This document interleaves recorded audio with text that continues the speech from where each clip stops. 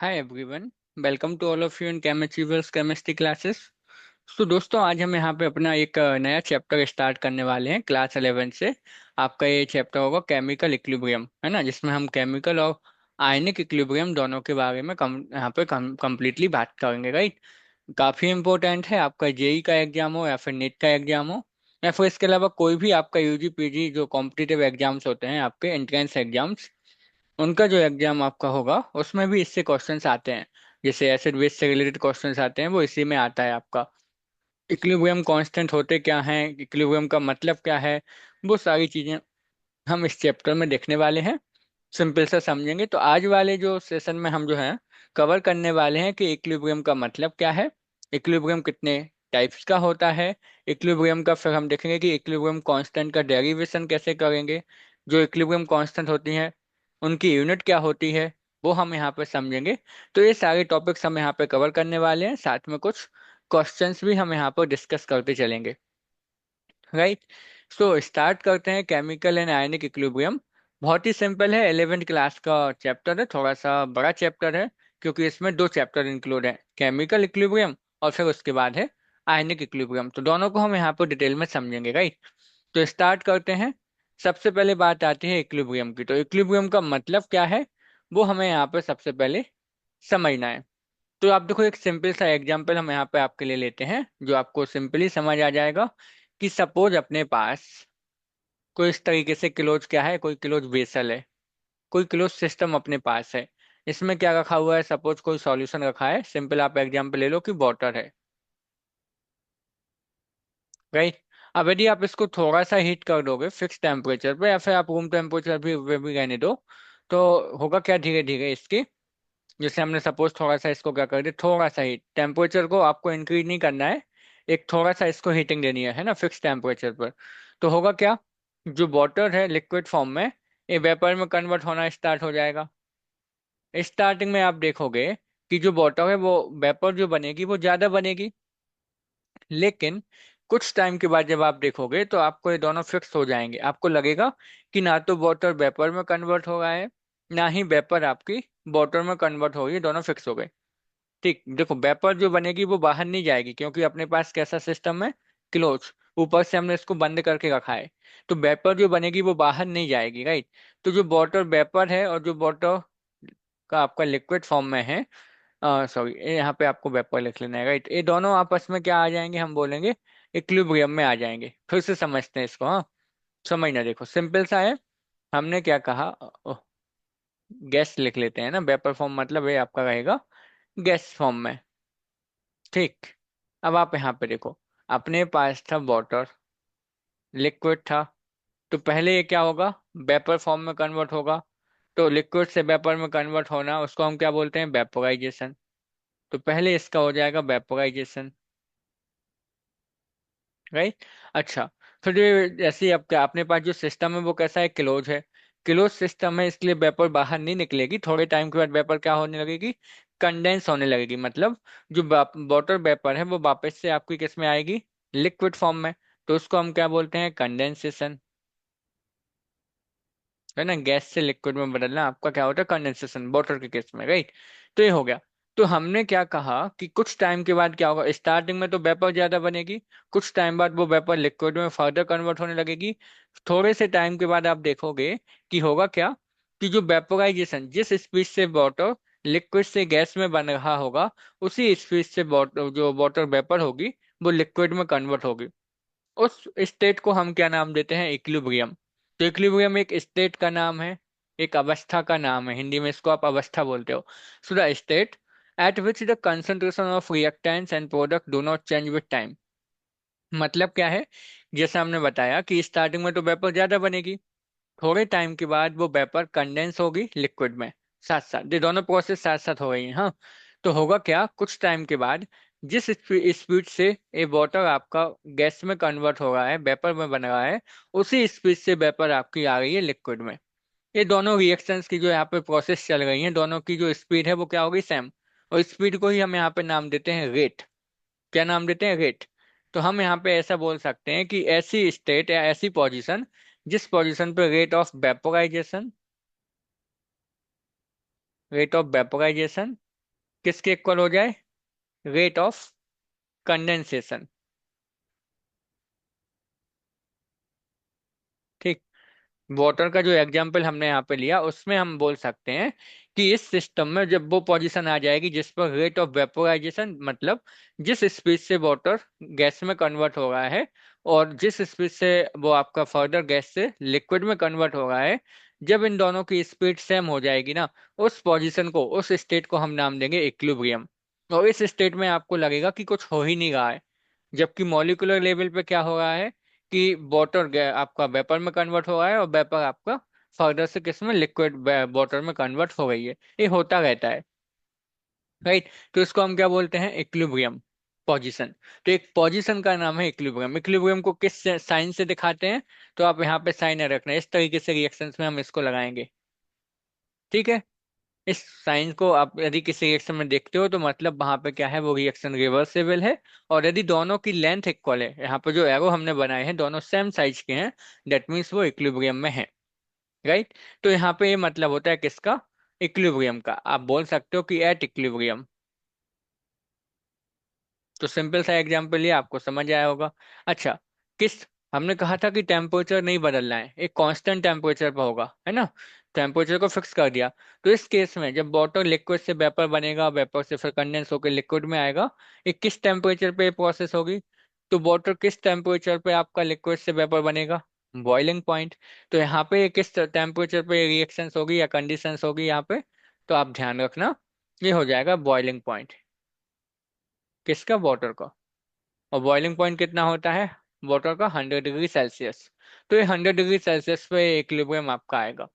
तो टेम्परेचर को चेंज नहीं करना, ये आपकी कंडीशन है स्टार्टिंग की, राइट। कि एक फिक्स टेम्परेचर पे यदि अपने पास कोई सिस्टम है तो धीरे धीरे उसमें वो क्या आएगा? एक इक्विलिब्रियम आ जाएगा। इक्विलिब्रियम क्या है? एक पोजीशन का नाम है। उस पोजीशन का नाम है जिस पर क्या होता है कि रेट ऑफ, आप बोलोगे कि फॉरवर्ड रिएक्शन इक्वल होगा बैकवर्ड। फॉरवर्ड मतलब लिक्विड से जैसे यहाँ पे गैस में बनना, फिर गैस से आपको वापस से लिक्विड में बदलना, ये क्या हो जाएगा? बैकवर्ड। समझ आई ना ये बात? तो आप ध्यान रखना, इसकी डेफिनेशन इंपॉर्टेंट है कि the state eight which the concentrations of reactant and product do not change with time. Concentration का मतलब क्या है वो अभी हम देखेंगे आगे। कंसंट्रेशन वैसे हमने आपको ऑलरेडी बताया है मोल कॉन्सेप्ट वाले चैप्टर में कि होता क्या है, कैसे निकालते हैं, सारी चीजें। तो कंसंट्रेशन का मतलब अभी आप यहाँ पे अमाउंट से लगा लेना कि जितनी अमाउंट आपकी लिक्विड वाटर की आ जाएगी एक इक्विलिब्रियम पर, वो हमेशा उतनी ही रहेगी, फिर बदलेगी नहीं। आपको लगेगा कि कुछ नहीं हो रहा है, लेकिन मॉलिक्यूलर लेवल पे ये प्रोसेस चलती रहेगी, राइट। तो इक्विलिब्रियम की डेफिनेशन क्लियर। अब हम चलते हैं यहाँ पे किसके बारे में बात करने के लिए, कि जो इक्विलिब्रियम होता है ये दो टाइप से हम इसको क्लासिफाई कर सकते हैं, है ना। वो कौन सा होता है? एक फिजिकल होगा और एक केमिकल इक्विलिब्रियम। तो सबसे पहले हम बात करते हैं फिजिकल इक्विलिब्रियम की। देखो समझना, ये सारी चीजें जो है ना वो समझने वाली हैं, इसको ना तो आपको याद रखना है ना तो इसको रटना है। ये बहुत ही सिंपल है, समझ लोगे एक बार तो आपको सिंपल समझ आ जाएगा और फिर आपको कोई प्रॉब्लम फेस नहीं होगी। तो आपने, जब आप 9th 10th में पढ़ते थे तो आपने वहां पे चेंजेस पढ़े होंगे, physical change, chemical change, Hindi में बोले तो भौतिक परिवर्तन, रासायनिक परिवर्तन आपने देखे होंगे। क्या होते थे? आपने देखा था, है ना, कि जब केवल स्टेट चेंज हो जाए, जैसे कोई ठोस है, सॉलिड से लिक्विड में बदल जाए, उसकी केमिकल जो आप बोलो फॉर्मूला उसका वही रहे, उसमें कोई चेंजेस ना आए, कंपोजिशन वही रहे, बस क्या हो जाए उसकी केवल स्टेट बदल जाए। जैसे फॉर एग्जाम्पल यदि हम कहें, जैसे अपने पास है वाटर, आइस के फॉर्म में है, सॉलिड है, और एक इसमें बदल जाए, आपका लिक्विड में आ जाए, तो क्या चेंज हो गया यहाँ पे? उसकी स्टेट चेंज हो गई। सॉलिड से किस में बदल गया? लिक्विड में। तो ये किस टाइप का चेंज हो गया? Physical change. सिमिलरली आप बोल सकते हो जैसे वाटर अपने पास होता लिक्विड में, अभी जिसका एग्जांपल अपन ने लिया, तो लिक्विड से वो यदि अपना गैस में बदल जाए, तब भी क्या है ये? केवल स्टेट चेंज हो गई ना, तो फिजिकल चेंज है ना। केमिकल कंपोजिशन चेंज नहीं हुआ, वाटर का फॉर्मूला H2O लिक्विड में भी था तो वो गैस में भी H2O ही रहेगा, वो ब्रेक नहीं हुआ, है ना। बस उसकी क्या चेंज हो गई? Physical state. तो इसको बोलते हैं फिजिकल चेंज। अब फिजिकल इक्विलिब्रियम का मतलब क्या है? इसका मतलब है कि इक्विलिब्रियम इन फिजिकल चेंजेस, है ना। यदि किसी रिएक्शन में, जो अपने पास किस टाइप की रिएक्शन है? फिजिकल चेंज है, कोई अपने पास फिजिकल चेंज है और उसमें यदि इक्विलिब्रियम आ जाए, इसमें फिजिकल चेंज में, है ना, भौतिक परिवर्तन जो होते हैं उनमें जब इक्विलिब्रियम आ जाए तो उसको बोलते हैं हम physical equilibrium. In physical changes आप यहाँ पे लिख सकते हो। राइट। तो जो फिजिकल चेंजेस में इक्विलिब्रियम आते हैं उनको फिजिकल इक्विलिब्रियम, जैसे आपने एग्जांपल लिया, आइस से लिक्विड वाटर बना दिया, लिक्विड से गैस, अब ये इक्विलिब्रियम आ गया। तो इक्विलिब्रियम किस पे आएगा, तो यहाँ पे आपको टेम्परेचर पता है, ये आएगा आपका मेल्टिंग पॉइंट पर। क्योंकि जिस पे आपका आइस जो है, जब वो लिक्विड में कन्वर्ट कब होगी, उसके मेल्टिंग पॉइंट पर। और आप देखोगे तो लिक्विड से गैस कब जाती है, बॉइलिंग पॉइंट, है ना, तो ये आपका बॉइलिंग पॉइंट पे आएगा। तो ये फिक्स टेम्परेचर रखना है हमें, है ना, टेम्परेचर को चेंज करोगे तो इक्विलिब्रियम की जो पोजीशन है ना वो थोड़ी सी आगे पीछे हो जाएगी, चेंज हो जाएगी टेम्परेचर बदलने से। राइट। तो यहाँ पे आप समझना। तो फिजिकल चेंजेस जो होते हैं, जिससे आपने अभी देखा कि सॉलिड से लिक्विड, आपका आइस से वाटर, वाटर से वाटर वेपर, ये किसके एग्जाम्पल हो गए, फिजिकल चेंजेस के। एक और एग्जाम्पल आपका अच्छा सा, तो इसकी पहचान क्या है, पहचान आपको हमने अभी अभी बताई। क्या देखोगे आप, जिसमें आपको जो केमिकल कंपोजिशन है, जो उसका फॉर्मूला है वो वही मिले, बस उसकी स्टेट चेंज हो जाए, सॉलिड से लिक्विड हो जाए, लिक्विड से गैस हो जाए, सॉलिड से गैस हो जाए, तो वो आपका फिजिकल चेंज होता है। और यदि उसमें आपका इक्विलिब्रियम आ जाता है तो हम नाम देंगे फिजिकल इक्विलिब्रियम। राइट। एक और एग्जांपल आप नोट करना, जैसे हमने दे दिया आपको अमोनियम क्लोराइड, NH4Cl, कैसा होता है, सॉलिड होता है। यदि इसको हमने थोड़ा सा भी हीट कर दिया ना, तो ये आपका किस में कन्वर्ट हो जाएगा, गैस में। ये सॉलिड से सीधा गैस होता है। तो यहाँ पे हुआ क्या, देखो आप, फॉर्मूला सेम है, NH4Cl NH4Cl, किस में चेंज हो गया, केवल इसकी स्टेट में चेंज हो गया। तो मतलब ये किस टाइप का चेंज है, ये आपका फिजिकल चेंज हो जाएगा। फिजिकल चेंज है, साथ में इक्विलिब्रियम भी आ गया, तो इसको आप नाम दोगे फिजिकल इक्विलिब्रियम। राइट। तो फिजिकल चेंजेस में जो इक्विलिब्रियम होता है उसको नाम दे देते हैं हम फिजिकल इक्विलिब्रियम। सिमिलरली, जब आप केमिकल इक्विलिब्रियम की बात करोगे ना, तो आप केमिकल इक्विलिब्रियम किसको बोल दोगे, सेम तरीके से हम बोल देंगे कि जब अपना इक्विलिब्रियम किस में आ जाए, केमिकल चेंजेस वाले केसेस में, है ना, इसमें आप क्या बोलोगे, इक्विलिब्रियम। अब केमिकल चेंज क्या होते हैं वो भी आपको पता है ना, इन केमिकल चेंज, तो जहाँ किसी रिएक्शन में केमिकल चेंजेस जो हो रहा है उसमें यदि अपना इक्विलिब्रियम आ जाए तो उसको हम नाम क्या दे देंगे, केमिकल इक्विलिब्रियम। एग्जाम्पल से समझते हैं इसको भी, है ना। अब देखो केमिकल चेंज का मतलब क्या है, जस्ट अपोजिट आप बोल दोगे फिजिकल का। फिजिकल में फॉर्मूला सेम रहता था, कंपोजिशन सेम रहता था, बस बदल क्या रहा है यहाँ पे, उसको स्टेट बदल जाती थी, सॉलिड से लिक्विड हो गया, लिक्विड से गैस, इस तरीके से। जबकि केमिकल में क्या होगा, केमिकल चेंज में उसका कंपाउंड ही बदल जाएगा। कोई केमिकल चेंज हो, जैसे एग्जांपल आपको दें, जैसे सपोज हमने आपको दे दिया H2 गैस है, 1 किलो वेसल लिया हमने, है ना, बंद बर्तन ले लिया, उसमें दोनों को मिला दिया, तो ये आपस में रिएक्शन करके क्या बनाएंगे, 2HI, ये भी गैस है। अब आप देखो, रिएक्टेंट की तरफ क्या है, हाइड्रोजन और आयोडीन, और प्रोडक्ट की तरफ क्या है, HI। दोनों अलग अलग हैं, कंपोजिशन ही बदल गया। आप बोलोगे कि मॉलिक्यूल जो कंपाउंड है वो ही बदल गए, हाइड्रोजन किस में बदल गई, हाइड्रोजन आयोडाइड में, है ना। तो इसको हम बोलेंगे केमिकल चेंज। अब इसमें इक्विलिब्रियम यदि आ जाता है तो फिर इसको हम नाम दे देंगे केमिकल इक्विलिब्रियम। राइट। अच्छा, एक चीज और, आप यहाँ पे एक और एग्जांपल चाहो तो नोट कर सकते हो, जैसे हमने आपको ये दे दिया N2 + 3H2 आप ले लो, और फिर आप बना दोगे क्या, अमोनिया बन जाएगी यहाँ पे। ये अमोनिया बनाने की प्रोसेस है, जिसको आप हैबर प्रोसेस बोलते हो, वो हम समझेंगे आगे, है ना, जब पी ब्लॉक की बात करेंगे तो उसमें। तो यहाँ पे आपको क्या देखना है कि केमिकल चेंज यदि होता है और उसमें इक्विलिब्रियम आ गया तो वो केमिकल इक्विलिब्रियम कहलाएगा। और यदि फिजिकल चेंज होता है और उसमें इक्विलिब्रियम आ जाता है तो उसको हम नाम देंगे फिजिकल इक्विलिब्रियम। सिंपल डेफिनेशन हो गई आपके पास, सिंपल एग्जांपल्स आपके पास हो गए, है ना। अभी आप एक चीज और देखो, यदि हम लास्ट स्लाइड पे वापस से चलें तो हमने यहाँ पे क्या कहा, कि हमने कहा था कि rate of forward reaction equal होती है बैकवर्ड के। फॉरवर्ड किसको बोलते हो, जब रिएक्टेंट से प्रोडक्ट बने वो फॉरवर्ड, और बैकवर्ड क्या होगी, प्रोडक्ट से रिएक्टेंट बनने वाला स्टेप, है ना। तो यहाँ पे हम बोल सकते हैं इन जनरल, है ना, डायरेक्टली आप बोल सकते हो कि एट इक्विलिब्रियम क्या होता है, rate of forward reaction equal होती है किसके, रेट ऑफ बैकवर्ड रिएक्शन, क्योंकि दोनों तरफ से जो प्रोसेस हो रही है वो सेम स्पीड से होंगे। ये होता है इक्विलिब्रियम पोजीशन पे। और ये कब होगा, ये तभी पॉसिबल है जब अपने पास कैसे रिएक्शन हो, रिवर्सिबल रिएक्शंस हो। राइट। ये कब पॉसिबल है? जब रिएक्शन कैसी हो? रिवर्सेबल। रिवर्सेबल का मतलब होता है कि वो अभी जो आपकी रिएक्शन होगी वो दोनों डायरेक्शन से हो जाए। रिएक्टेंट रिएक्टेंट से प्रोडक्ट बन जाए, प्रोडक्ट से रिएक्टेंट बनना पॉसिबल हो तभी।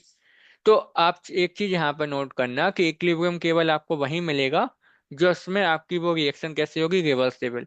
यदि रिएक्शन आपकी रिवर्सेबल नहीं है तो इक्विलिब्रियम पॉसिबल नहीं होता है। राइट। यदि रिएक्शन आपकी कैसी है? इरिवर्सेबल।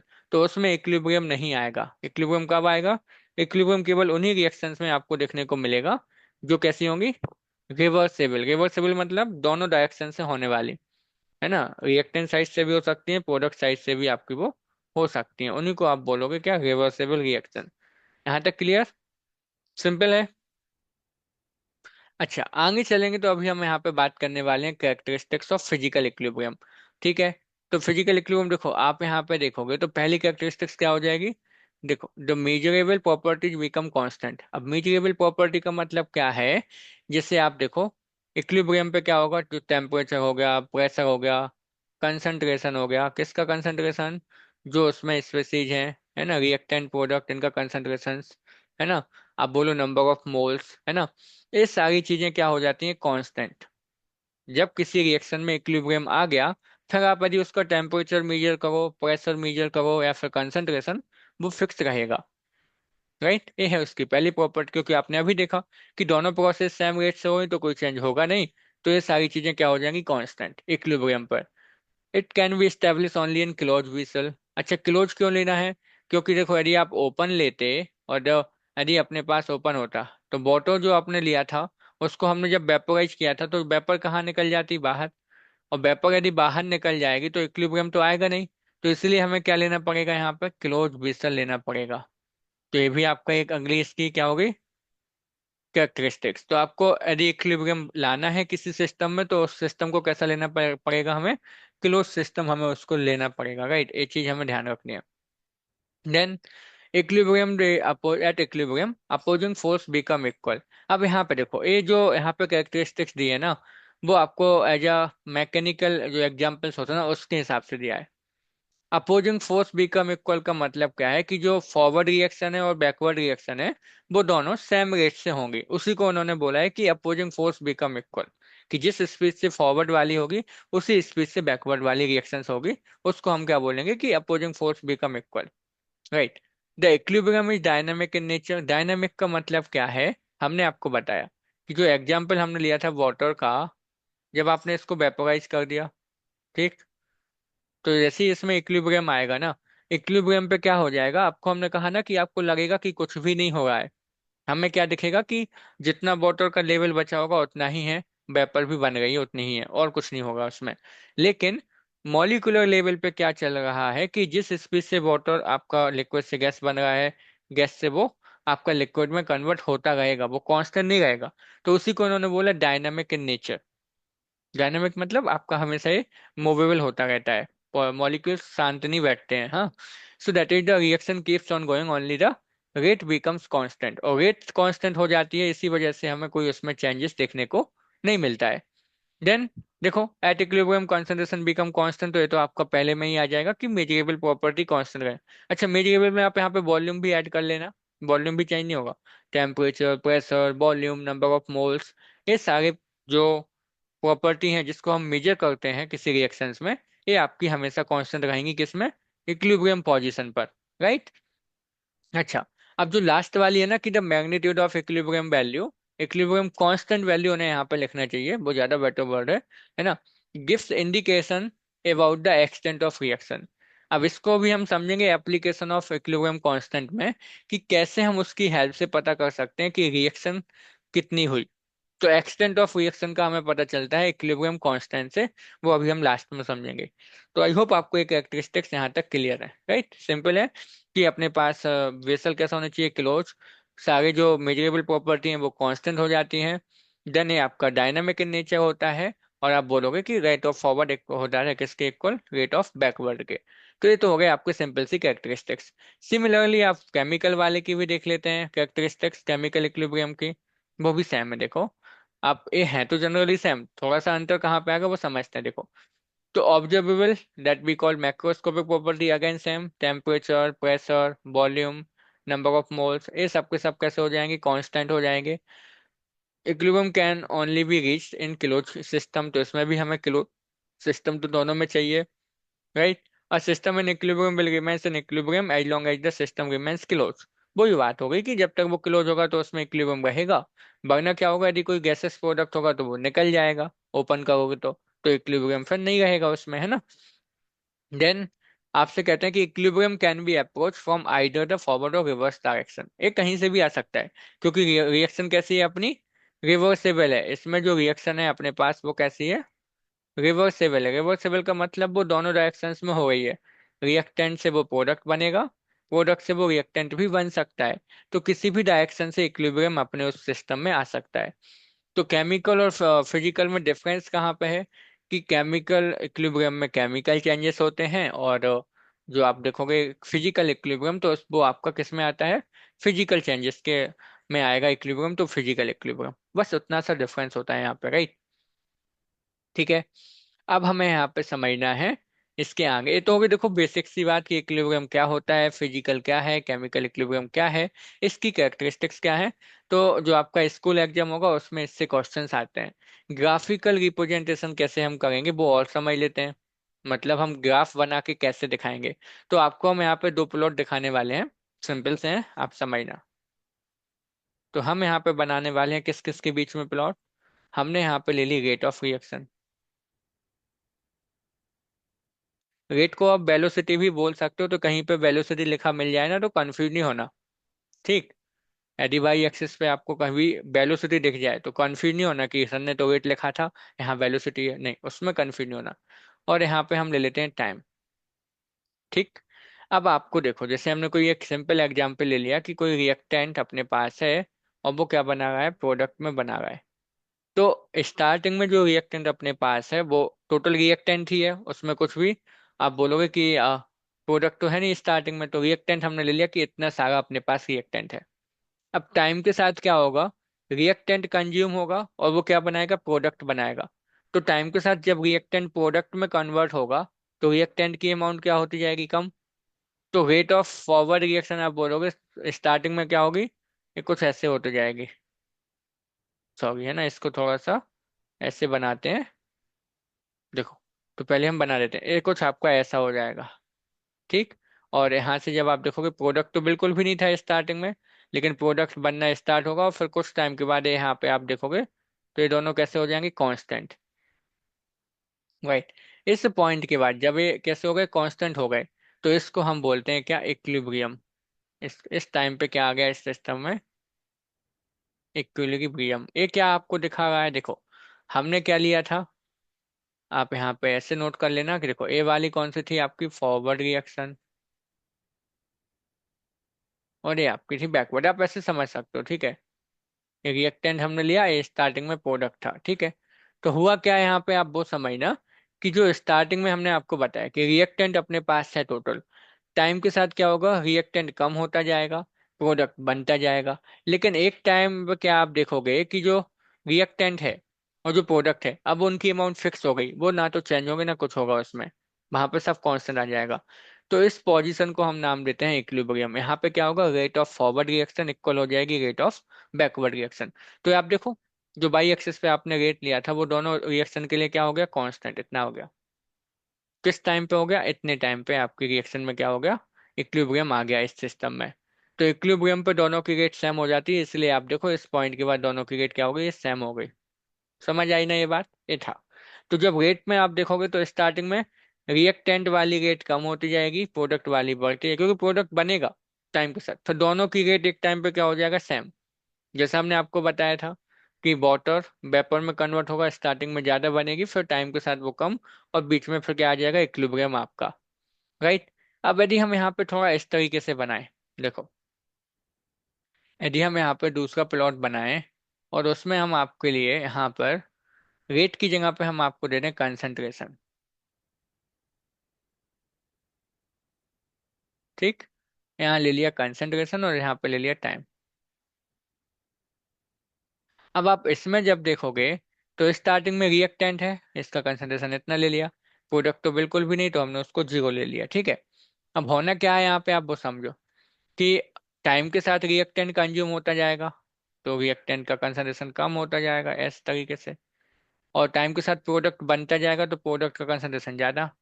और फिर आप देखोगे कि एक टाइम के बाद दोनों का कंसंट्रेशन क्या हो जाएगा, सेम, इस तरीके से। तो आप यदि यहाँ पे ध्यान से देखो, आप ये प्लॉट अच्छे से बना सकते हो। तो इस पॉइंट के बाद आप देखो, इस पॉइंट पर दोनों का कंसंट्रेशन क्या हो गया है, सेम। और सॉरी, ऊपर वाला प्रोडक्ट का है, नीचे वाला रिएक्टेंट का है। ठीक। आर मतलब यहाँ पे रिएक्टेंट है, पी मतलब प्रोडक्ट है। ठीक है। तो आपने यहाँ पे क्या देखा कि इस पॉइंट पे, जिस पॉइंट के बाद देखो देखो स्टार्टिंग में रिएक्टेंट कम होता जाएगा, तो रिएक्टेंट का हमने कम करते गए, प्रोडक्ट बनता जाएगा तो स्टार्टिंग में बढ़ेगा, कुछ टाइम के बाद जब इक्विलिब्रियम आ जाएगा तो दोनों का कंसंट्रेशन कांस्टेंट हो जाएगा, फिक्स हो जाएगा। तो इसीलिए फिर यहाँ पे चेंज नहीं हुआ। एक यहाँ पे कंसंट्रेशन चेंज क्यों नहीं हुआ, क्योंकि वहां पे क्या आ गया अपना, इक्विलिब्रियम आ गया। राइट। तो इस पोजीशन को हम क्या नाम देंगे, इक्विलिब्रियम पोजीशन, क्योंकि इक्विलिब्रियम पे दोनों का कंसंट्रेशन कांस्टेंट हो जाएगा, फिर वो चेंज नहीं होगा। राइट। तो इस तरीके से आता है ग्राफिकल रिप्रेजेंटेशन, समझ आए आपको। सिंपल है, ध्यान रखना। कंसंट्रेशन के रिस्पेक्ट में बनाए तो ऐसा आएगा, और रेट ऑफ रिएक्शन के रिस्पेक्ट में तो इस तरीके से, क्योंकि दोनों की रेट सेम हो जाएगी, कंसंट्रेशन दोनों का कांस्टेंट हो जाएगा इक्विलिब्रियम पे। तो आप ऐसे देख सकते हो, फिर वो चेंज नहीं होगा। तो इसलिए इसकी लाइन कैसे होगी, हॉरिजॉन्टल होके, चेंज नहीं होगा, है ना, पैरेलल आ गई हॉरिजॉन्टल एक्सिस के। सिंपल। तो ये होगी ग्राफिकल रिप्रेजेंटेशन की बात। अब अपना जो यहाँ पे हमें आगे चलना है, हमें बात करना है कि इसको मैथमेटिकल टर्म में कैसे दिखाएं, है ना। अभी तक हमने बेसिक समझ लिया कि इक्विलिब्रियम होता क्या है ना, फिजिकल केमिकल इक्विलिब्रियम क्या है ना, ग्राफिकल रिप्रेजेंटेशन भी हमने देख लिया। अब हमें बात करनी है कि जो यहाँ पर आप बोलो कि यहाँ पे जो इसको मैथमेटिकली हम कैसे दिखाएंगे। तो उसके लिए आता है लॉ ऑफ मास एक्शन। किसने दिया था, साइंटिस्ट का नाम आपको याद रखना है, तो गुलबर्ग एंड पीटर बागे।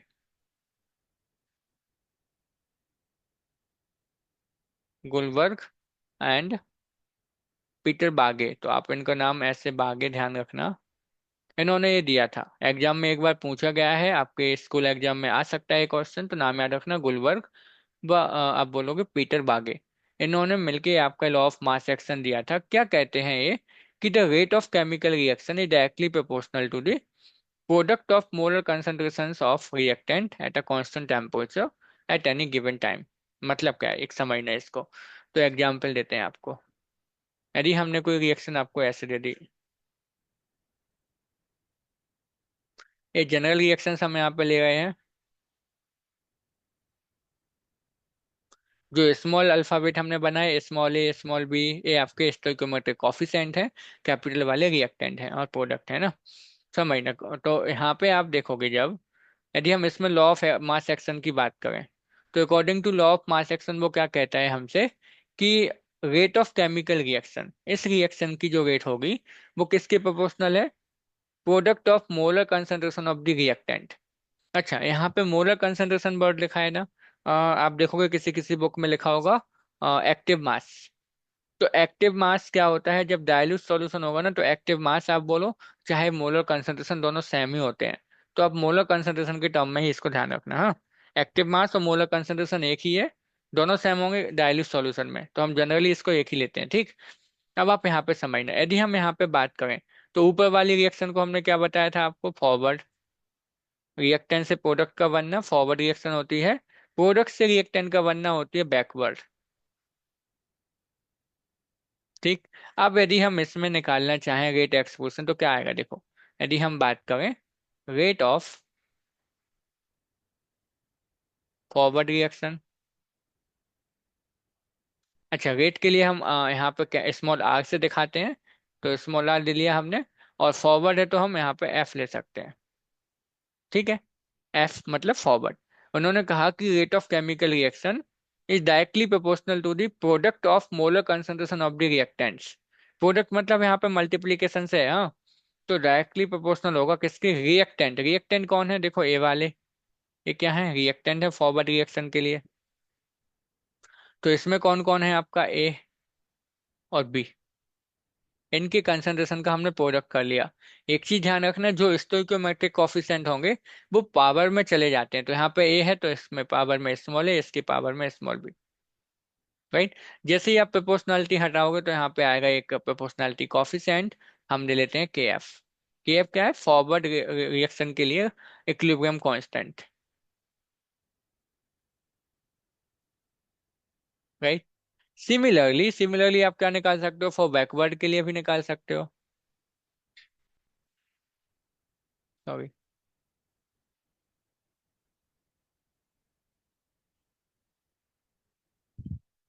राइट। यदि हम बात करें rate of backward reaction, B मतलब यहाँ पे बैकवर्ड, तो वो किसके प्रोपोर्शनल होगी? रिएक्टेंट के कंसंट्रेशन। तो बैकवर्ड रिएक्शन के लिए रिएक्टेंट कौन हो जाएगा? सी डी वाला, है ना? तो इसका आप ले लोगे क्या? सी की power small C, capital D की पावर स्मॉल डी। इसका भी जब आप प्रोपोर्शनलिटी हटाओगे तो इसके लिए कांस्टेंट आ जाएगा के बी।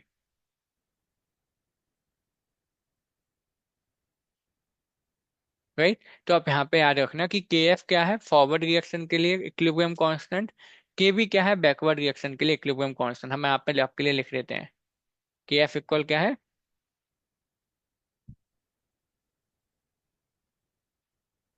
आप यहाँ पे रेट कांस्टेंट लिखो, वो ज्यादा बेटर वर्ड है, क्योंकि इक्विलिब्रियम तो रिवर्सिबल रिएक्शन में ही आता है। ठीक है।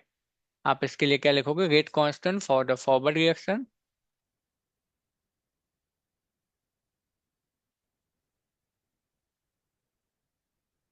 राइट। तो फॉरवर्ड रिएक्शन के लिए रेट कांस्टेंट हमने ले लिया के एफ, और के भी किसके लिए है? आप बोलोगे रेट कांस्टेंट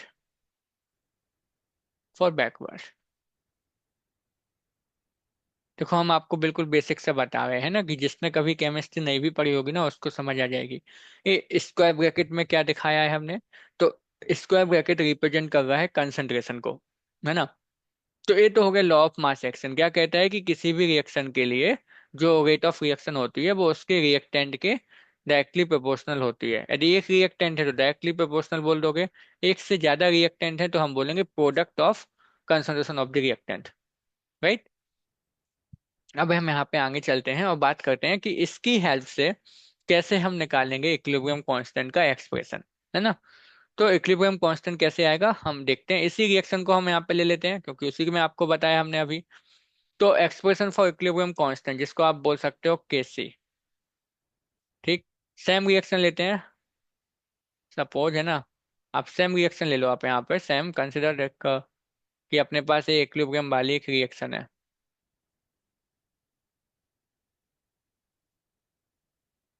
ये है अपने पास। ठीक। अब इसमें हमने ऑलरेडी आपको बता दिया कि फॉरवर्ड बैकवर्ड क्या होता है। तो फॉरवर्ड के लिए रेट का एक्सप्रेशन क्या आया था? हम उसी को यूज कर रहे हैं जो अभी लास्ट स्लाइड में हमने लिखा है। ठीक। बैकवर्ड के लिए क्या आया था आपका? इसकी सॉरी, यहाँ पे तो सी था ना बैकवर्ड के लिए, तो कंसंट्रेशन यहाँ पे।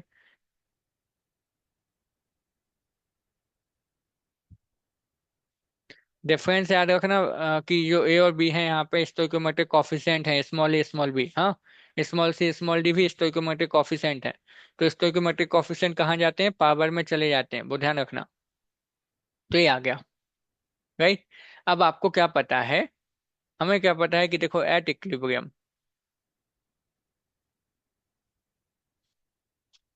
इक्विलिब्रियम पे क्या होता है? रेट ऑफ फॉरवर्ड रिएक्शन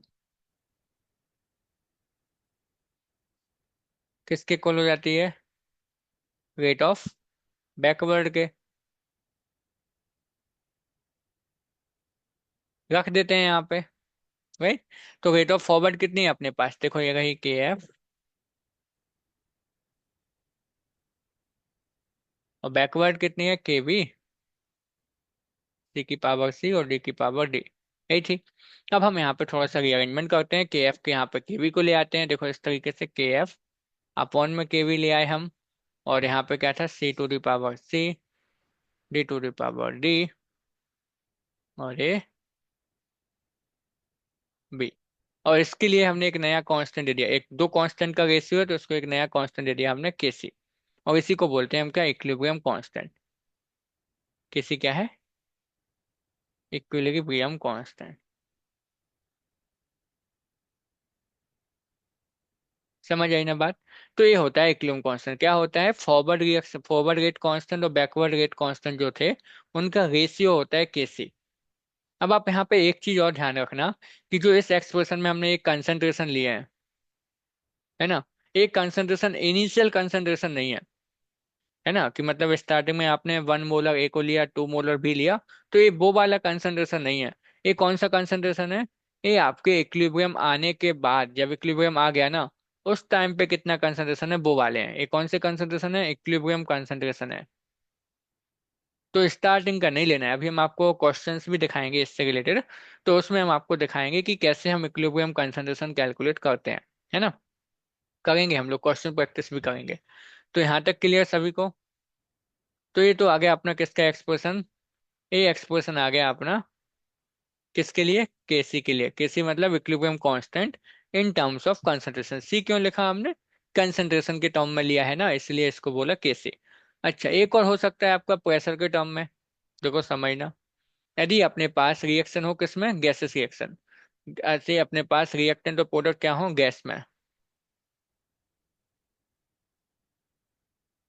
है ना। यदि अपने पास क्या हो कोई रिएक्शन है और उसमें जो रिएक्टेंट है, प्रोडक्ट है, वो किसमें, गैस फॉर्म में है, तो ऑब्वियसली गैस का हम कंसंट्रेशन तो मेजर करते नहीं। गैस में क्या मेजर करते हैं हम, गैस के केस में हम मेजर करते हैं प्रेशर को, है ना, प्रेशर मेजरमेंट हम करते हैं। तो गैस के केस में हम इक्विलिब्रियम कांस्टेंट तो दिखाएंगे, लेकिन किस फॉर्म में दिखाते हैं, प्रेशर के फॉर्म में। देखते हैं यहाँ पे, देखो फिर से वही रिएक्शन ले लेते हैं। आप ये मान के चलो कि जो यहाँ पे रिएक्टेंट जितने भी है ना, सबके सब किस में है, गैस फेज में है। ये हम मान के चलते हैं, ठीक है। ठीक, अब इसमें आप देखो निकाल के देखते हैं हम। देखो, इसके लिए केसी कैसे लिखोगे, तो देखो शॉर्टकट क्या है, प्रोडक्ट का कंसंट्रेशन अपॉन में रिएक्टेंट का कंसंट्रेशन। प्रोडक्ट क्या है यहाँ पे, देखो ये वाला, ये क्या है अपना प्रोडक्ट है, और ये क्या होता है अपना रिएक्टेंट। तो प्रोडक्ट अपॉन रिएक्टेंट आपको कर देना है, ठीक है। रख देते हैं। और एक चीज याद रखना, स्टोइकोमेट्रिक कॉफिशिएंट कहाँ जाएंगे, पावर में जाएंगे। तो डायरेक्टली आप इसको ऐसे निकाल दोगे, ठीक है। किसी भी रिएक्शन के लिए इक्विलिब्रियम कांस्टेंट का एक्सप्रेशन कैसे आएगा, प्रोडक्ट का कंसंट्रेशन अपॉन में रिएक्टेंट का। अब हमने आपको कहा कि यदि गैस फॉर्म में ये होगी, तो हम कैसे लिखेंगे इसको, केपी के फॉर्म में, है ना, उसको हम बोलेंगे केपी। पी क्यों लिखा, क्योंकि अभी हम गैस में प्रेशर मेजर करते हैं, तो प्रेशर के फॉर्म में कैसे लिखेंगे बोल, सेम है प्रेशर। अब प्रेशर के फॉर्म में भी लिखोगे तो सेम है, प्रोडक्ट का अपॉन में रिएक्टेंट वाले का प्रेशर, इसका रेशियो कर दोगे। तो प्रोडक्ट में देखो क्या क्या अपने पास है, सी और डी है। तो partial pressure of C, power में सी रहेगा। पार्शियल प्रेशर में डी, और पावर में डी रहेगा। Partial pressure of A, power में इसका स्टोइकोमेट्रिक कॉफिशिएंट ए, और बी उसका स्टोइकोमेट्रिक कॉफिशिएंट बी। इस तरीके से आपका हो जाएगा केपी। तो यहाँ पे पी क्या है, आप बोलोगे जैसे हमने यहाँ पे पी ए का बताना है, तो पी ए क्या है, partial pressure of reactant A. आप गैस ए भी बोल सकते हो, क्योंकि हम ये मान के चलें गैस फॉर्म में है, राइट। तो यहाँ पे गैस वाला ओनली लेते हैं केपी के टर्म में, राइट। समझ आया ना इतना तो आपको। अभी एक केसी क्या है, कंसंट्रेशन के टर्म में, केपी क्या है, प्रेशर के टर्म में। केपी कब एप्लीकेबल है, जब अपने पास रिएक्शन किस में हो, गैस फेज में। यदि गैस में नहीं है, तो उस केस में फिर आपका केसी ही हम निकालेंगे, राइट। ठीक है, ये तो समझ आया ना आपको। तो केसी और केपी में क्या रिलेशन है, अभी हमें उसको यहाँ पे ड्राइव करने चलना है। वो हम देखेंगे कि दोनों में रिलेशन क्या होता है। डेरिवेशन एग्जाम के लिए इंपॉर्टेंट है, तो आप लोग अच्छे से उसको नोट डाउन कर लेना। आप यहाँ पे बाकी लिख सकते हो, हमने नहीं लिखा है, आप ले लेना। देखो, पीबी क्या हो जाएगा, पार्शियल प्रेशर। इसके क्वेश्चंस हम लोग नेक्स्ट सेशन में कर लेंगे, क्योंकि अभी हमने आपको केवल ये बेसिक बता दिया। हाँ, सिमिलरली पीसी हो जाएगा partial pressure of gas C और product C, partial pressure of product D, और आप बोल सकते हो प्रोडक्ट डी, और बोल सकते हो गैस डी। ठीक। और यहाँ पे क्या है, अच्छा, ये जो पार्शियल प्रेशर है ना, ये भी ध्यान रखना है, ये कौन सा है, एट इक्विलिब्रियम, है ना। पार्शियल प्रेशर कब का है, इक्विलिब्रियम आने के बाद वाला, स्टार्टिंग वाला नहीं है, ये ध्यान रखना। ठीक। जैसे हमने कंसंट्रेशन आपको बताया था कि जो आपको लेना है वो कहाँ का लेना है, इक्विलिब्रियम वाला लेना है। तो इक्विलिब्रियम आने के बाद जो प्रेशर होगा ना उस पर्टिकुलर रिएक्टेंट या प्रोडक्ट का, वो वाला हमें इन एक्सप्रेशन में रखना पड़ेगा। हाँ, ठीक है। अब हम बात कर लेते हैं यहाँ पे केपी और केसी में क्या रिलेशन है, तो उसको समझते हैं। ठीक। केपी का, अच्छा पहले रिएक्शन लिख लें आपके लिए सेम।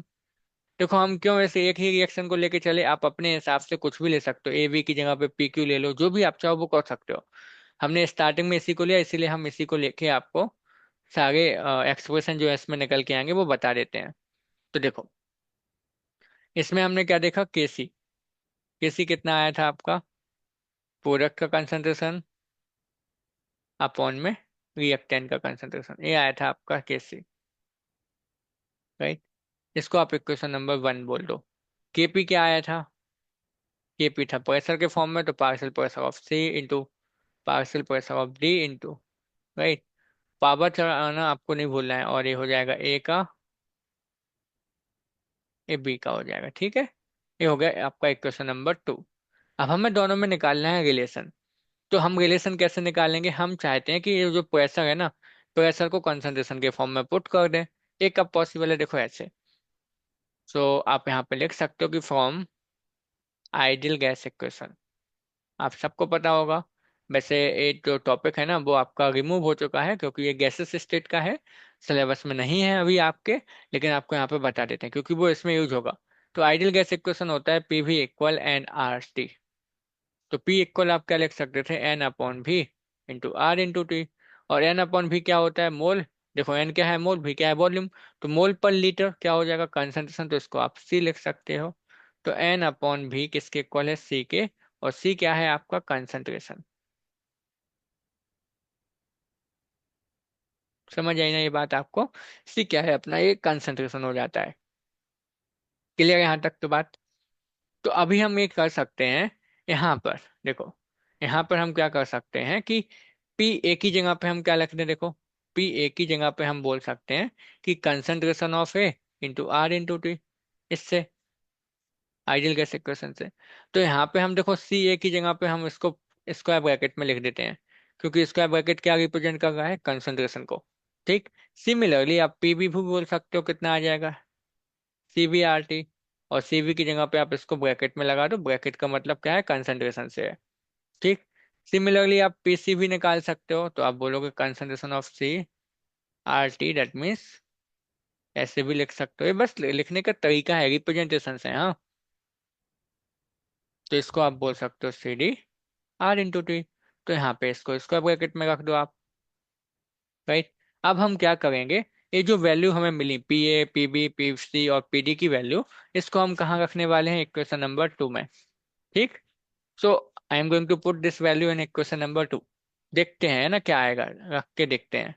तो कंटिन्यू करते हैं यहाँ पे। तो केपी अपने पास था क्या, partial pressure of C to the power C, partial pressure D power small D.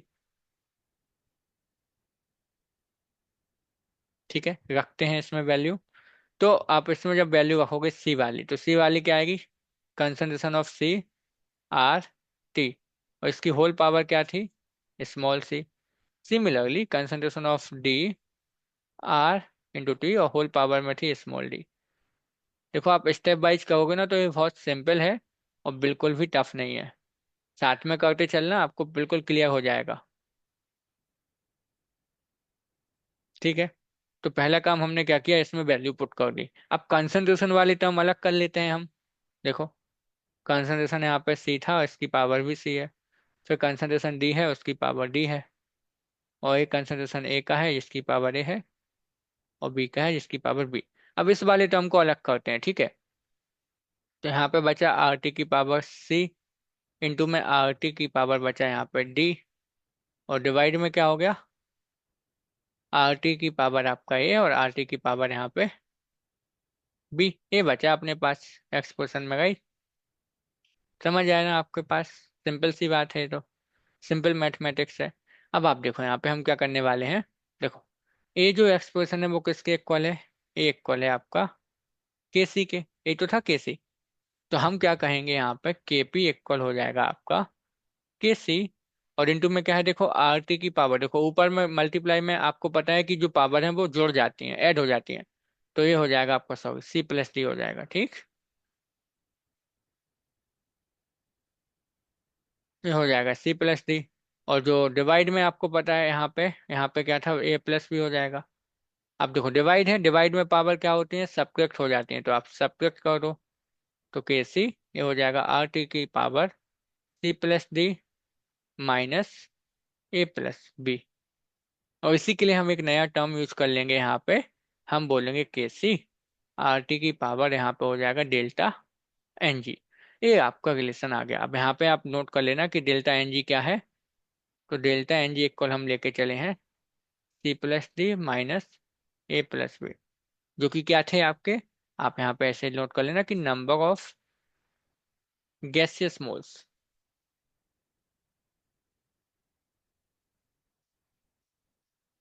In product molecule minus number of gaseous moles in reactant. ठीक है। तो यहाँ पे आपको एक चीज क्लियर होनी चाहिए कि KP और KC में जो रिलेशन निकल के आया है वो कौन सा था आपका, ए। KP इक्वल होता है KC into RT to the power delta NG। Delta NG क्या है, number of gases mole. That means आपको गैस वाले जो रिएक्टेंट या प्रोडक्ट होंगे उनको काउंट करना है, कितने प्रोडक्ट के मोल हैं गैस में, माइनस करना है उसमें से रिएक्टेंट को, तो आएगा इस तरीके से। यहाँ पर डेल्टा NG की वैल्यू मिल जाएगी आपको। तो समझ आए, एक बार फिर से देखो आप।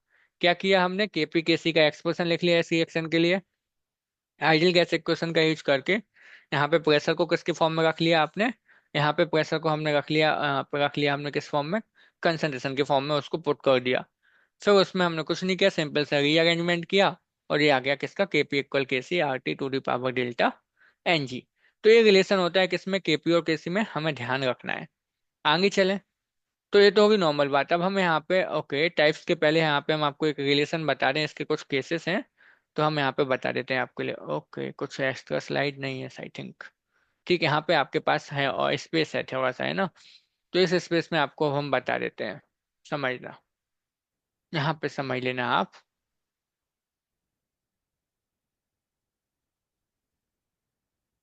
ठीक, यहाँ पे बता देते हैं। देखो KP और KC में जो अभी हमने देखा है ना, उसमें जो रिलेशन आपका निकल के आया उसके बेसिस पे, है ना, कि क्या रिलेशन यहाँ पे होंगे। देखो KP इक्वल क्या था, KC RT to the power delta NG। ये बहुत इंपॉर्टेंट है। अब अपने पास तीन केसेस बन सकते हैं। केस नंबर 1 हो सकता है कि डेल्टा NG की वैल्यू किसी रिएक्शन में क्या आ जाए, 0। ठीक। केस नंबर 2 अपना बन सकता है कि डेल्टा NG की वैल्यू पॉजिटिव हो जाए। केस नंबर 3 हो सकता है कि डेल्टा NG की वैल्यू नेगेटिव हो जाए। ये अपने पास तीन पॉसिबिलिटी है डेल्टा NG की वैल्यू।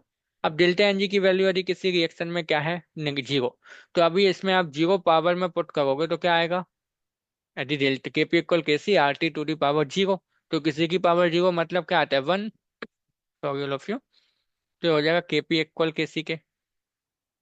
जब delta NG greater than 0 that means positive value है, तो आप देखोगे कि KC इंटू RT होगा।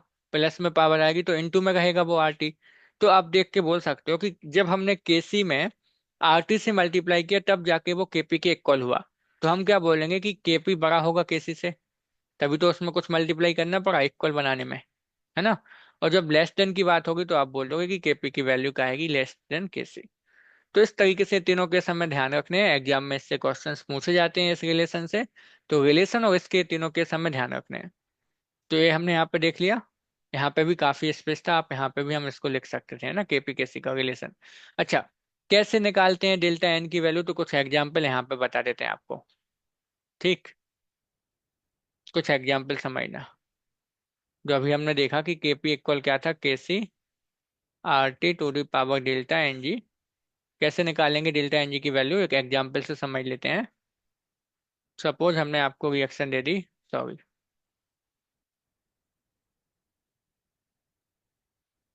देखो। तो यहाँ पे हमने दे दिया ए। अच्छा, आपको जो एग्जाम में जो रिएक्शन दी जाएगी ना, उसमें ऐसा ब्रैकेट में लिखा मिलेगा आपको कि वो किस स्टेट में है, लिक्विड सॉलिड या गैस। अब आपको यहाँ पे सबसे पहले क्या करना है, डेल्टा NG की वैल्यू को कैलकुलेट। क्या था प्रोडक्ट में गैस के मोल कितने हैं? देखो प्रोडक्ट में 2, गैस वाले ही काउंट करना है, माइनस। रिएक्टेंट में कितने हैं, देखो 1, +1, 1 हाइड्रोजन का 1 आयोडीन का, तो कितना आएगा इसका, तो 0। तो इसमें इस रिएक्शन के लिए क्या हो जाएगा, KP केसी के इक्वल हो जाएगा। इस तरीके से हम पता कर सकते हैं डेल्टा एन जी की वैल्यू निकाल के। राइट। तो केपी और केसी में ये रिलेशन हमें ध्यान रखना है। यहाँ तक क्लियर। अच्छा, इसकी यूनिट क्या होते हैं वो अभी हम इसके थोड़े टाइम बाद देखेंगे। पहले हम यहाँ पे अच्छा यूनिट पे ही चलते हैं सीधे, ठीक है, फिर बाद में इसमें कैरेक्टरिस्टिक्स टाइप्स की बात कर लेंगे और कैरेक्टरिस्टिक्स की भी। यूनिट की यदि हम आपको बात करें तो देखो होता क्या है। यूनिट डिपेंड करती है, depends on reaction, depends on number of moles of reactant and product present in reaction.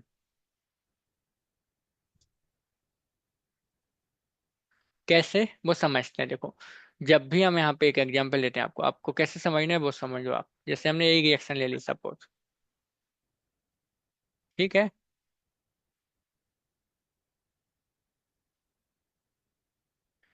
तो इसके लिए आप केसी कैसे लिखोगे? अभी बताया था आपको, प्रोडक्ट अपॉन रिएक्टेंट होता है, और जो स्टोइकोमेट्रिक कोफिशिएंट होगा वो पावर में आप ले जाओगे। अब मान लो हमें इसकी क्या निकालनी है, यूनिट। तो यूनिट कैसे निकालोगे आप, देखो। कंसंट्रेशन है, इसमें वैल्यू पुट करते हैं, तो कैसी कंसंट्रेशन, देखो एच आई। तो उसका क्या होता है, यूनिट क्या होती है कंसंट्रेशन की, मोल पर लीटर, और स्क्वायर है। नीचे क्या है, देखो, मोल पर लीटर, और ये भी क्या है, मोल पर लीटर। तो होगा क्या, कैंसल आउट हो जाएगा, सबका सब है ना, इससे पूरा कैंसिल हो जाएगा। तो इस केस में तो केसी, इस रिएक्शन के लिए केसी कैसा हो जाएगा, डायमेंशन लेस।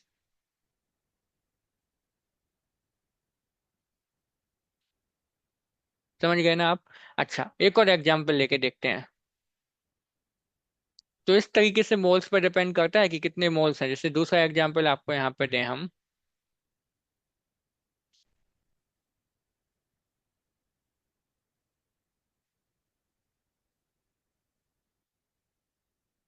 इसके लिए लिखो आप केसी, तो सेम आएगा इस तरीके से, प्रोडक्ट अपॉन में रिएक्टेंट।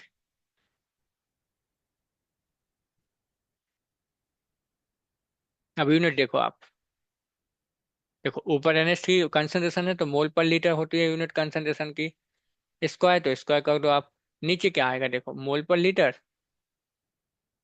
और इसमें भी क्या आएगा, मोल पर लीटर, और इसमें क्यूब है। राइट।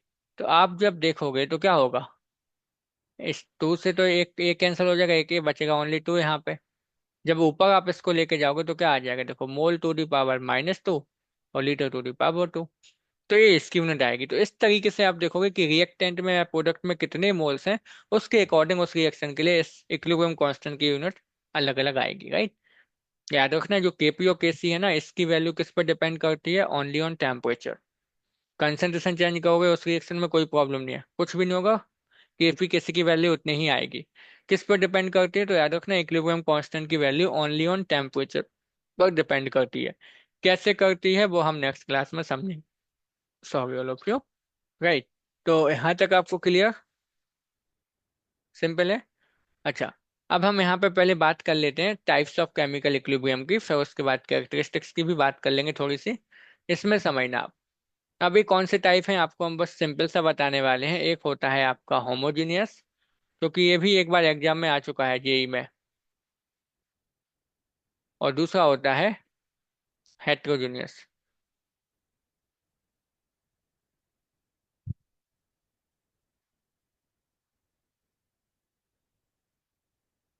राइट। तो होमोजीनियस और एक हो जाएगा हेट्रोजीनियस। ठीक है, अब समझना हमें इनको कि क्या क्या होते हैं। तो होमोजीनियस देखो एग्जाम्पल से समझते हैं। जैसे हमने आपको एग्जाम्पल में दिया ए,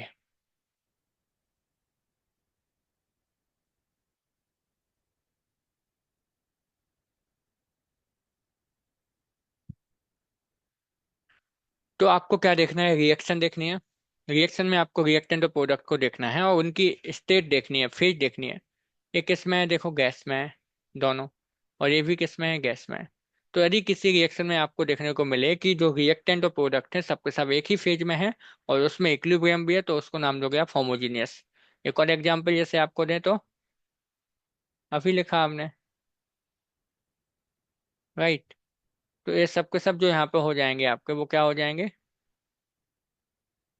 होमोजीनियस के एग्जाम्पल। तो आपको होमोजीनियस पता करने के लिए क्या देखना है, इनकी स्टेट, है ना, कि किस अवस्था में ये आपके हैं। ए भी गैस में है, ए भी गैस में है, तो सेम स्टेट में है, तो उसको हम नाम देंगे होमोजीनियस इक्विलिब्रियम।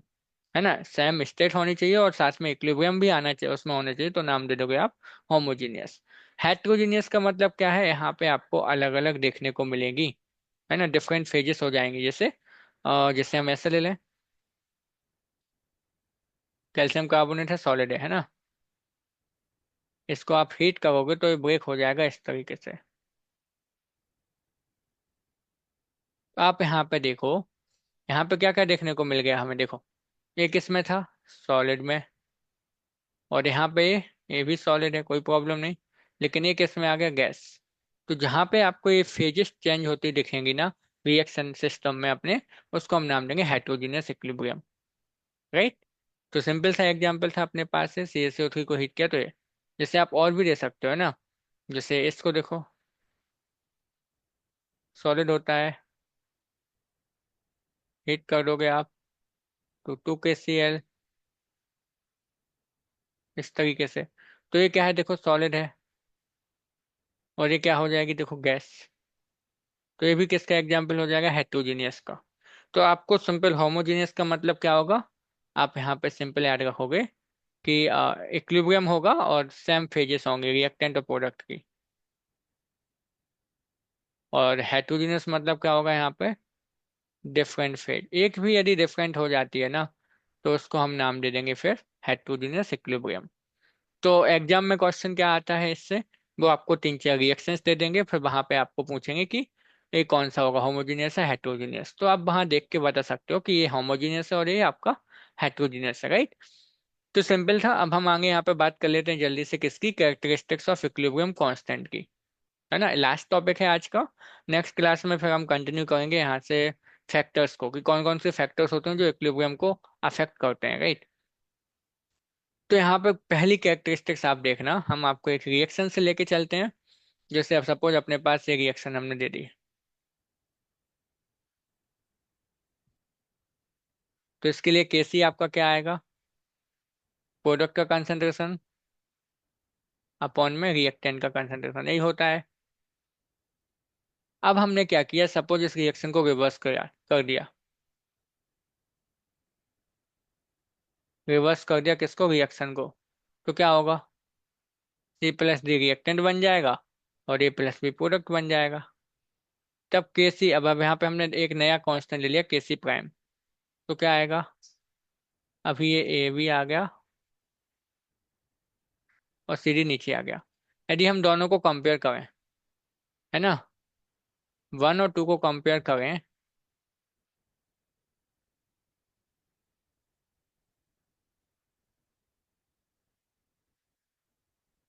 तो आपको क्या मिलेगा, देखो जो केसी प्राइम है वो किसके इक्वल है, 1/KC के, जस्ट रिवर्स हो गया, है ना।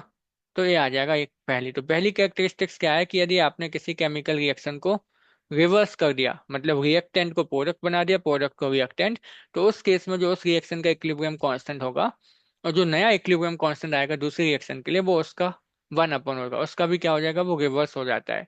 तो रिएक्शन को रिवर्स करने पर इक्विलिब्रियम कांस्टेंट भी क्या हो जाता है, रिवर्स हो जाता है, उसका 1 हो जाता है, राइट। समझ आया, ये पहली कैरेक्टरिस्टिक्स हो गई। दूसरी आप देखो, दूसरा यदि हम आपको कुछ ऐसा दे दें, सेम है रिएक्शन, हम सेम लेते हैं,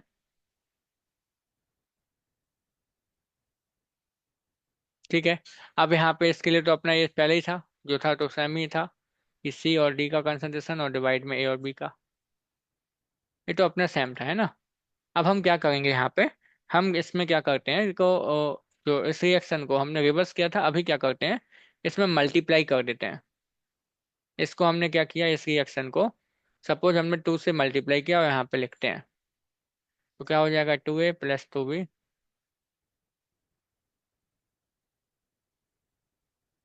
2C + 2D है। तो क्या हो जाएगा यहाँ पे आप देखोगे, इसके लिए यदि हम नया कांस्टेंट लिखें KC डबल प्राइम, एक नया कांस्टेंट ले लिया KC डबल प्राइम, तो क्या आएगा देखो, C की पावर 2, D की पावर 2,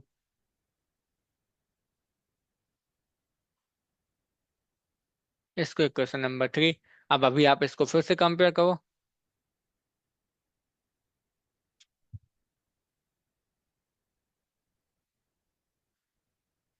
तो क्या मिलेगा आपको, देखो जो के सी डबल प्राइम है वो सेम है। बस क्या हो जाएगा, के सी का स्क्वायर हो जाएगा। तो इस बात समझ आई ना आपको कि जब हमने किसी चीज से, किसी नंबर से रिएक्शन में मल्टीप्लाई किया, तो उसका इक्विलिब्रियम कांस्टेंट क्या हो जाता है, जो उस रिएक्शन का इक्विलिब्रियम कांस्टेंट होगा उस पर उसी नंबर का पावर उसमें आ जाता है। इसमें पावर हमने चढ़ा दी है ना, लगा दी। समझ आया ना। तो ये दो कैरेक्टरिस्टिक्स आपको थोड़ी सी ध्यान रखनी है। एक चीज और ध्यान रखना कि इक्विलिब्रियम पे आप और बाकी क्या बोल सकते हो। देखो इक्विलिब्रियम पे जो भी आपके पास सिस्टम होगा उसका टेम्परेचर, प्रेशर, ये सब के सब कांस्टेंट रहते हैं, कंपोजिशन कांस्टेंट रहेगा। दूसरा आप बोल सकते हो कैरेक्टरिस्टिक्स और कौन सी इसमें, कि जो इक्विलिब्रियम होता है वो डायनेमिक होता है। इक्विलिब्रियम कांस्टेंट की जो वैल्यू होती है वो ओनली ऑन टेम्परेचर पर डिपेंड करती है ना। इक्विलिब्रियम कांस्टेंट में एक कैरेक्टरिस्टिक्स आप लिखोगे कि ओनली ऑन वो किस पर डिपेंड करता है, टेम्परेचर पे। देन ये तो आपको लिखना ही है कि रिवर्स करने पे नया इक्विलिब्रियम कांस्टेंट स्टार्टिंग वाले का 1 अपन हो जाएगा। मल्टीप्लाई करने पे वो जिस नंबर से मल्टीप्लाई किया वो पावर में चला जाएगा, है ना। और इसके बाद बोल सकते हो कि यदि हम बात करें इक्विलिब्रियम कांस्टेंट की, है ना, तो इसमें क्या होता है कि ये इनिशियल कंसंट्रेशन पर डिपेंड नहीं करता है किसी रिएक्शन में, कि स्टार्टिंग में क्या कंसंट्रेशन है उससे इस पर कोई इफेक्ट नहीं पड़ता है। ये डिपेंड किस पे करेगा, आपका इक्विलिब्रियम कंसंट्रेशन पे, है ना। क्योंकि यहाँ पे जो हमने कंसंट्रेशन लिए है वो इक्विलिब्रियम कंसंट्रेशन लिए हैं। आप बोल सकते हो कि इसकी जो यूनिट होती है वो नंबर ऑफ मोल्स पे डिपेंड करती है, कि रिएक्टेंट और प्रोडक्ट में कितने मोल्स हैं उस पर ये डिपेंड करती है, राइट। तो ये आपकी कुछ कैरेक्टरिस्टिक्स हो जाती हैं। ये जो मेन थी वो हमने आपको यहाँ पे डेरिवेशन करके बता दी थोड़ा सा, क्योंकि इससे क्वेश्चंस आते हैं। एक क्वेश्चन कर लेते हैं, फिर हम लोग नेक्स्ट क्लास में कंटिन्यू करेंगे। अच्छा, एक और टॉपिक बचा हुआ है, उसको भी देख लेते हैं, एप्लीकेशन ऑफ इक्विलिब्रियम कांस्टेंट। इसको समझते हैं। देखो दो एप्लीकेशन है, पहला है कि predicting the extent of reaction. कैसे, वो समझना आप। देखो केसी की जो वैल्यू आएगी, केसी की अपने पास तीन वैल्यू हम यहाँ पे लेके चलते हैं। कि मान लो पहली बार में केसी की वैल्यू आई मोर देन 10⁻³ एक आ जाए आपकी कितनी इन बिटवीन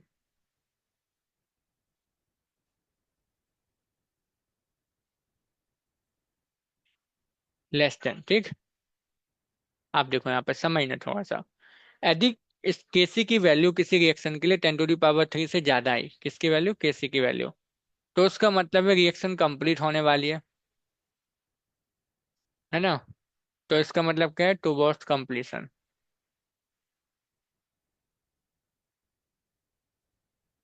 ठीक।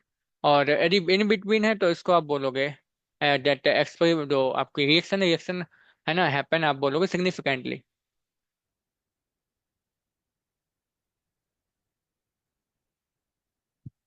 और इसका नॉर्मल से मतलब हो जाएगा कि नो रिएक्शन, है ना, नेग्लिजिबली हैपन।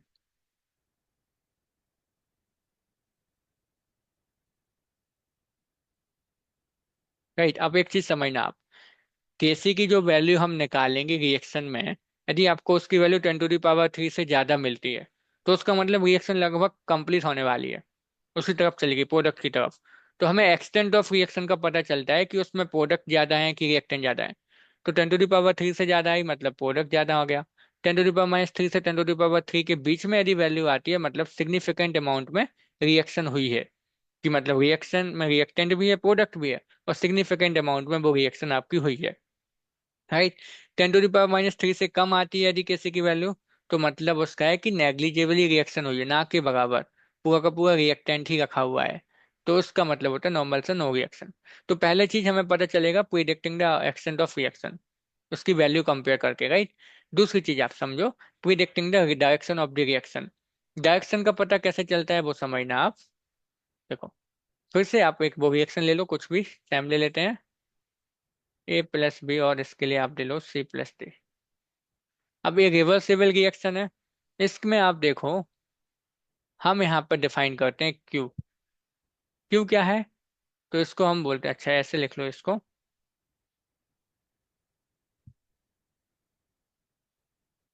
Reaction cosine.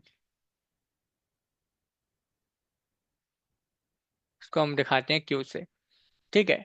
ये क्या होता है, ए भी सेम होता है, प्रोडक्ट का कंसंट्रेशन डिवाइड बाई रिएक्टेंट का।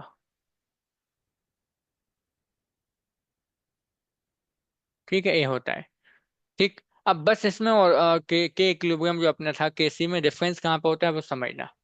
रिएक्शन क्वोशंट आपको बताता है कि रिएक्शन में कितना प्रोडक्ट बना है, कितना रिएक्शन रहा है, कि कितनी रिएक्शन कंप्लीट हुई है वो। अब इससे हमें डायरेक्शन का पता कैसे चलेगा वो समझना। तो एक चीज आप बस ध्यान रखना कि कोई भी यदि अपने पास रिवर्सिबल रिएक्शन है तो वो क्या करना चाहती है, वो इक्विलिब्रियम पर आना चाहती है। किस पर आना चाहती है? इक्विलिब्रियम पर। अब जो क्यू आपका है और केसी होता है वो एक ही बात है। तो यहाँ पे तीन केसेस बनते हैं अपने पास, वो आपको ध्यान रखने हैं। केस नंबर वन आपका क्या होगा कि जो के सी है, क्यू के इक्वल लिख लो आप इसको। क्यू से कंपेयर कर रहे हैं ना हम, तो क्यू को हम आगे लिख लेते हैं, ठीक है। आप ऐसे लिखोगे केस नंबर वन में क्या, कि जो क्यू की वैल्यू है वो इक्वल आ जाए केसी के। केसी की वैल्यू क्यू के इक्वल आएगी कब? जब आपका इक्विलिब्रियम हो जाएगा। ये कब आएगा? At equilibrium. तो केसी बस एक स्पेशल केस है क्यू का। केसी क्या है? एक स्पेशल केस है, जब अपनी रिएक्शन में इक्विलिब्रियम आ जाएगा ना, तो वो केसी ही क्यू के इक्वल हो जाता है। या क्यू बोल दो आप, क्यू ही वो क्या है, केसी हो जाता है। कब? जब अपने रिएक्शन में इक्विलिब्रियम आएगा। तो क्यू क्या आता है? केसी के इक्वल होता है, राइट। अब दूसरा केस अपने पास क्या बन सकता है कि क्यू की जो वैल्यू है वो ज्यादा आ जाए केसी से। और तीसरा केस अपने पास बन सकता है कि जो क्यू की वैल्यू है वो केसी से कम भी आ जाए। अब एक क्यू ही हमें बताएगा कि रिएक्शन किस डायरेक्शन में जाएगी, कैसे समझना। तो क्यू की वैल्यू यदि आप यहाँ पे देखो, किस पर डिपेंड कर रही है? ऊपर क्या है? प्रोडक्ट है। नीचे क्या है? रिएक्टेंट वाला मॉलिक्यूल्स का कंसंट्रेशन है। हमने आपको कहा कि यदि कोई रिवर्सिबल रिएक्शन है तो वो कहाँ आना चाहती है? वो आना चाहती है आपकी इक्विलिब्रियम पोजीशन पर। अब यदि क्यू की वैल्यू ज्यादा है केसी से, और इक्विलिब्रियम पे आएगी कब? जब क्यू की वैल्यू केसी के इक्वल हो जाए। इक्विलिब्रियम पे रिएक्शन कब आएगी? जब क्यू किसके इक्वल हो जाए? केसी के। क्यू तो अभी ज्यादा है। क्यू को कम कैसे करेंगे? तो कम करने के लिए हम रिएक्टेंट को बढ़ा दें, क्योंकि रिएक्टेंट अपॉन में है। नीचे वाला वैल्यू बढ़ेगी तो क्यू की वैल्यू कम हो जाएगी। रिएक्टेंट कब बढ़ेगा? जब रिएक्शन में रिएक्टेंट बनेगा ज्यादा। रिएक्टेंट कब बनेगा? जब रिएक्शन बैकवर्ड जाएगी। तो इसमें आप याद रखना, रिएक्शन किस डायरेक्शन में शिफ्ट हो जाएगी? रिएक्शन होगी बैकवर्ड डायरेक्शन। ठीक। अच्छा, क्यू की वैल्यू केसी से कम है तो क्या होगा? तो अभी वो क्या चाहेगा, रिएक्शन क्या चाहेगी? क्यू की वैल्यू इंक्रीज हो जाए और केसी के इक्वल आ जाए। क्योंकि जैसे ही वो केसी के इक्वल हो जाएगी, उसमें क्या आ जाएगा? इक्विलिब्रियम। इक्विलिब्रियम चाहती है वो। तो केसी इंक्रीज कैसे होगा? हम कहेंगे प्रोडक्ट का अमाउंट बढ़ा दो। प्रोडक्ट कैसे बढ़ेगा? जब रिएक्शन फॉरवर्ड जाएगी तो ज्यादा प्रोडक्ट बनेगा। तो इसमें आप ध्यान रखोगे कि रिएक्शन कहाँ जाएगी? फॉरवर्ड डायरेक्शन में जाएगी। समझ आए ना आपको बात? तो क्यू की वैल्यू हमें बताएगी कि रिएक्शन किस डायरेक्शन में जाएगी। क्वेश्चन कैसे आएगा? वो आपको केसी की वैल्यू देंगे, कंसंट्रेशन दे देंगे, क्यू आपको निकालना पड़ेगा, फिर पूछेंगे कि किस डायरेक्शन में रिएक्शन होगी, बैकवर्ड होगी कि फॉरवर्ड होगी कि इक्विलिब्रियम रहेगा। तो हमें क्यू और केसी को कंपेयर करना है। क्यू क्या है? Reaction quotient. और केसी क्या है? Equilibrium constant, right. तो क्यू की वैल्यू इक्वल है तो इक्विलिब्रियम ग्रेटर आई, मतलब बैकवर्ड जाएगी वो, ताकि फिर से इक्विलिब्रियम आ जाए। क्यू यदि कम आया किसी से तो फिर रिएक्शन फॉरवर्ड जाएगी, ताकि रिएक्शन में फिर से इक्विलिब्रियम आ जाए। तो ये तीनों केसेस काफी इंपॉर्टेंट हैं, आपको ध्यान रखने हैं, है ना, बहुत इंपॉर्टेंट है तीनों। आगे चलेंगे तो एक क्वेश्चन कर लेते हैं, फिर हम लोग नेक्स्ट क्लास में इसको कंटिन्यू करेंगे, है ना। आपको ये बिल्कुल समझ आ गया होगा, है ना। देखो, ये क्वेश्चन सिंपल सा है, कैलकुलेशन आप लोग यहाँ पे कर सकते हो। तो समझना, क्या कहते हैं, determine the KC for the reaction. ये रिएक्शन अपने लिए दी है, इसके लिए केसी निकालना है, केपी की वैल्यू दी है। हम क्या करेंगे, केपी और केसी का रिलेशन यूज कर लेंगे। केपी इक्वल क्या होता था? K C R T to the power delta N G. तो सबसे पहले डेल्टा एन जी निकालो। प्रोडक्ट में कितने मोल हैं गैस के? देखो 2 मोल्स हैं। माइनस रिएक्टेंट में कितने? देखो 2 सल्फर सल्फर ट्राइऑक्साइड के, और +1 ऑक्सीजन का। तो आ गया 2 - 3 दैट इज इक्वल टू -1। तो आप यहाँ पे देखो, है ना। तो आप क्या करोगे, केपी केसी आर टी की पावर क्या हो जाएगा? -1।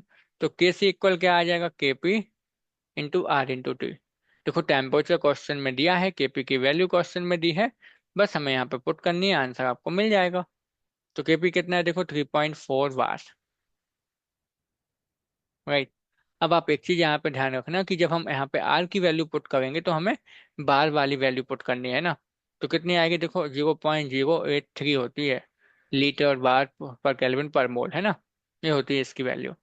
अच्छा, टेम्परेचर कितना था देखो, 1000 डिग्री सेल्सियस, केल्विन में बदल दोगे तो 1273 केल्विन हो जाएगा। बस इसको कैलकुलेट करना, आपको मिल जाएगा केसी की वैल्यू, राइट। आप देखो ये देख के बता सकते हो कि केपी ज्यादा होगा कि केसी। तो देखो अभी आप देखते डेल्टा एनजी की वैल्यू क्या आई थी, नेगेटिव। डेल्टा एनजी की वैल्यू क्या है, लेस देन 0। तो जो केसी केपी की वैल्यू होगी वो केसी से क्या आएगी, कम।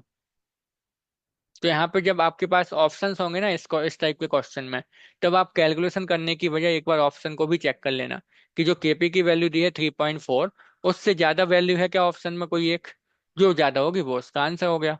जब आपको ऐसे मिले कि बाकी वैल्यू 3.4 से कम है, ओनली एक वैल्यू आपकी ज्यादा है, तो वो आंसर हो जाएगा, क्योंकि हमें पता चल गया डेल्टा एन जी नेगेटिव है, दैट मीन्स केसी की वैल्यू क्या होगी, ज्यादा होगी केपी से। इस तरीके से आप इसको कर सकते हो, राइट।